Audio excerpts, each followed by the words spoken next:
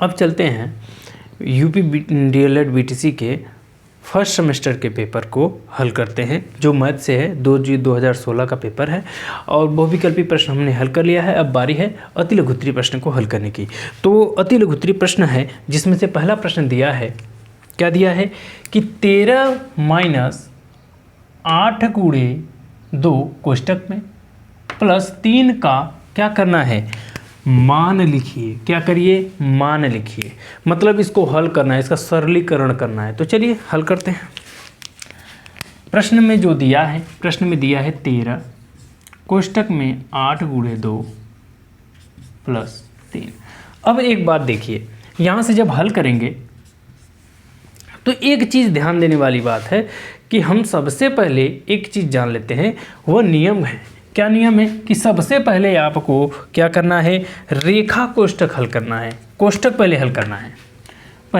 सबसे पहले हमको क्या करना है, रेखा कोष्टक हल करना है। फिर उसके बाद छोटा कोष्टक, फिर उसके बाद मझला कोष्टक, फिर उसके बाद बड़ा कोष्टक। इस प्रकार से कोष्टक को सबसे पहले हल करना है।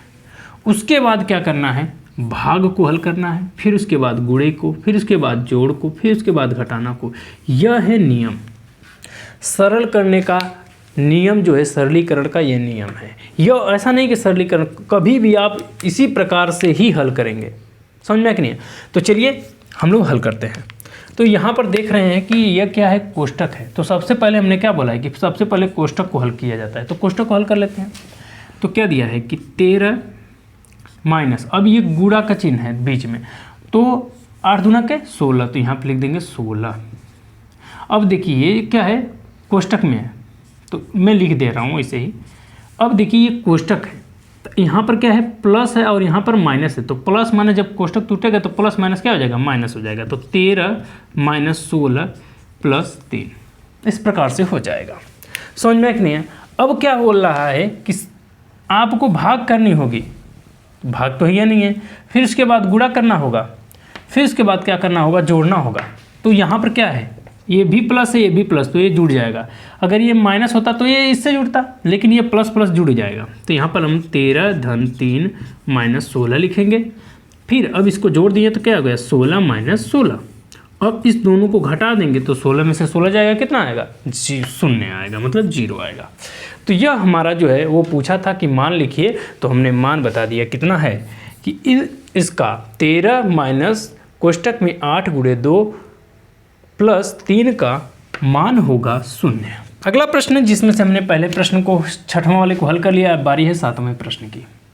कह रहा है कि 8 के प्रथम 5 अपवर्त का मतलब होता है गुणज। क्या होता है, गुणज। लिखिए, मतलब कि हमें क्या करना है, 8 के प्रथम 5 क्या करना है, गुणज लिखना है। तो प्रथम 8 का क्या बोला है कि 8 का प्रथम 5 क्या लिखना है, अपवर्त्य। इसको क्या बोला जाता है, गुणज भी कहा जाता है, गुणज। क्या करिए, लिखिए। तो हमने क्या करना है, प्रथम 5 का मतलब 1 2 3 का गुणा करना है। पहाड़ा पढ़ दीजिए, मतलब ऐसी संख्या से हमको गुणा करना है। तो हमने गुणज का मतलब गुणा करना होता है। तो अब ये क्या है, 8 है, तो पहले कौन सी संख्या आती है, 1 का ना आता है। तो हम क्या करते हैं, 1 से गुणा कर लेते हैं, तो वह आ गया 8। फिर उसके बाद 2 3 4 5। अब इस सभी से क्या करिए, 8 का गुणा कर दीजिए, ठीक। अब गुणा कर देते हैं, तो 8 दूना के 16, फिर हो गया 24, फिर हो गया 32, फिर हो गया 40। जो पूछा था प्रश्न में कि आप क्या करिए, अपवर्त्य बताइए, मतलब कि गुणज बताइए किसका, 5 का प्रथम, पहला। ऐसा बोल देता कि 5 बताइए, तो आप कुछ भी बता सकते थे। आप जो है 40 48 कुछ भी बता सकते थे, जो कि 5 का गुणज होना चाहिए, अरे 8 का गुणज होना चाहिए। लेकिन वो बोला है कि प्रथम, पहले 5 का, तो हमने पहले 5 का बता दिया है। समझ में आया कि नहीं आया। अपवर्त्य जो का अर्थ होता है गुणज, ये ध्यान देने वाली बात है। ये सर इसके अपवर्त्य के जगह पे ये गुणज भी बोल सकता था। समझ में कि नहीं आया? चलिए आगे चलते हैं। प्रश्न नंबर 8 क्या बोला है कि 350 मतलब 350 का 10% कितना होगा। हमको क्या करना है, 350 का क्या करना है, 10% निकालना है। प्रतिशत का मतलब हो गया 100, भाग कर दीजिए, ये इससे कटा, आ गया क्या 35 से कम 35, ये आ गया क्या 35, कितना होगा तो 35 का 350 का 10% क्या होगा 35 होगा। समझ में आया कि नहीं आया? चलिए अगले प्रश्न की तरफ चलते हैं। बहुत छोटे छोटे प्रश्न दिए हैं, इसको लिखने के लिए आप आराम से लिख सकते हैं, थोड़ा सा बढ़ाने के लिए, अति लघुत्री के लिए, ठीक है, परंतु इस प्रकार से किया जा सकता है।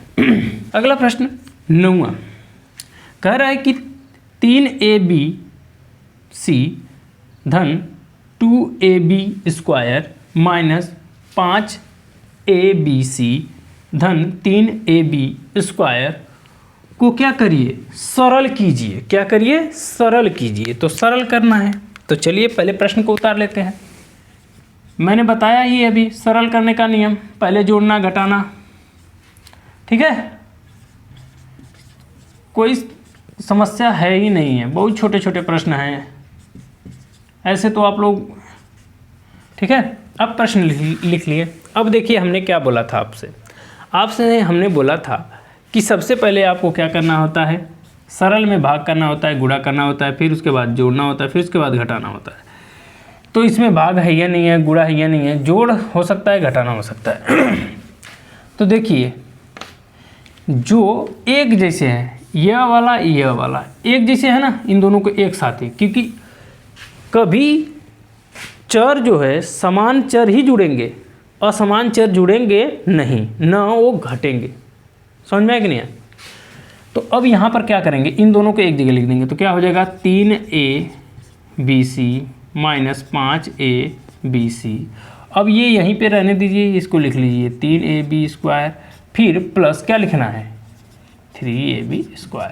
अब देखिए ये दोनों मैच कर देने हैं, ये दोनों मैच कर देने हैं। अब क्या बारी है कि इन दोनों को, अब ये क्या है माइनस है और यहाँ पर क्या है प्लस, तो प्लस माइनस क्या होता है माइनस, मतलब घटाना है। तो अब बताइए कि 5 में से 3 जाएगा तो कितना बचेगा 2ABC। अच्छा एक बात बताइए, 3 बड़ा है कि 5? 5 बड़ा है, इसलिए यहाँ पर हम माइनस लगा देंगे। अगर 3 बड़ा होता तो हम आगे जो प्लस का चिन्ह 3 के आगे था तो प्लस लगा देते। अब यहाँ पर क्या है माइनस, यहाँ पर क्या है प्लस। अब ये प्लस माइनस क्या होता है, माइनस होता है, घटेगा, मतलब कि 3 में से 2 जाएगा, क्या बचेगा 1, चाहे 1 लिखो या रहने दो। अब देखिए कौन बड़ा है, ये 3 बड़ा है कि 2 बड़ा है, तो 3 बड़ा है, इसलिए हम यहाँ पर प्लस का चिन्ह लगा देंगे। बस यही हो गया आपका आंसर। आप इस तरह लिख सकते हैं या तो आप इस प्रकार से भी लिख सकते हैं।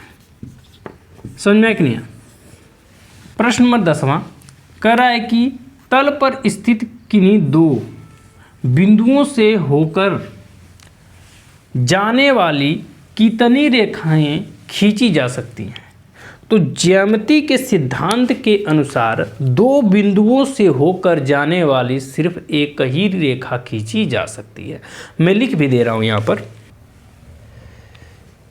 देखिए जो मैंने यह पूछा था प्रश्न में कि तल पर स्थित किन्हीं 2 बिंदुओं से होकर जाने वाली कितनी रेखाएं खींची जा सकती हैं, तो केवल एक ही रेखा जो है खींची जा सकती है, जो कि मैं यहाँ पर पूरा जो सिद्धांत है ज्यामिति का उस सिद्धांत को यहाँ पर लिखा हूँ। सिद्धांत कहता है कि 2 भिन्न बिंदुओं से होकर जाने वाली केवल एक सीधी रेखा, यहाँ पर ध्यान देना है क्या चीज़ कह रहा है कि केवल एक सीधी रेखा खींची जा सकती है, सिर्फ एक ही रेखा जो है खींची जा सकती है। यह जो है ज्यामिति का क्या है मूल सिद्धांत है कि एक रेखा को परिभाषित करने के लिए 2 अलग अलग बिंदु आवश्यक और पर्याप्त होते हैं। समझ में आया कि नहीं आया? जो यहाँ पर लिख दिया हूँ आप इसको जो है एग्जाम में लिख सकते हैं। समझ में आया कि नहीं आया? अब प्रश्न नंबर 11 कहता है कि किसी वृत्त के व्यास, क्या बोल रहा है कि किसी वृत्त के व्यास और त्रिज्या के संबंध को लिखिए। यहाँ पर क्या बताना है कि व्यास और त्रिज्या का क्या करना है, संबंध बताना है। किसके लिए, वृत्त के लिए। किसके लिए, वृत्त के लिए। तो देखिए जो व्यास होता है वो त्रिज्या का क्या होता है, दोगुना होता है। क्या होता है, यहाँ पर मैं लिख दे रहा हूँ, वृत्त का व्यास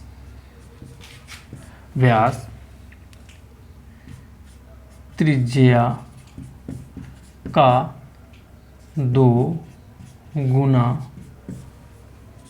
होता है। क्या होता है, 2 गुना होता है। क्या फिर इस प्रकार से भी लिख सकते हैं कि जो है त्रिज्या जो है व्यास का आधी होती है। ये भी लिख सकते हैं, या यह लिख सकते हैं कि वृत्त की त्रिज्या व्यास की आधी अर्थात 1/2 होती है। और आपको पता है कि व्यास को हम किससे दर्शाते हैं, डी से। यहाँ पर लिख दे रहा हूँ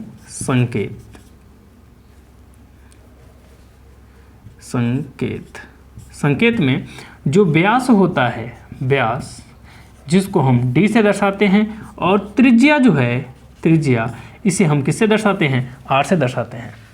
तो इसके हिसाब से हम लोग क्या बोला है कि जो व्यास होता है, मतलब व्यास जो होता है वह त्रिज्या का 2 गुना होता है। मतलब कि यह क्या होगा, आर इसका 2 गुना होता है, मतलब 2। हम लिख सकते हैं कि d बराबर 2r, यह हो गया।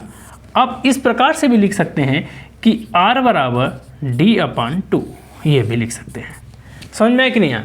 यह होता है वृत्त के व्यास और त्रिज्या का संबंध। यही होता है कि r बराबर d/2 होता है, या तो आप लिख सकते हैं कि d बराबर 2r होता है।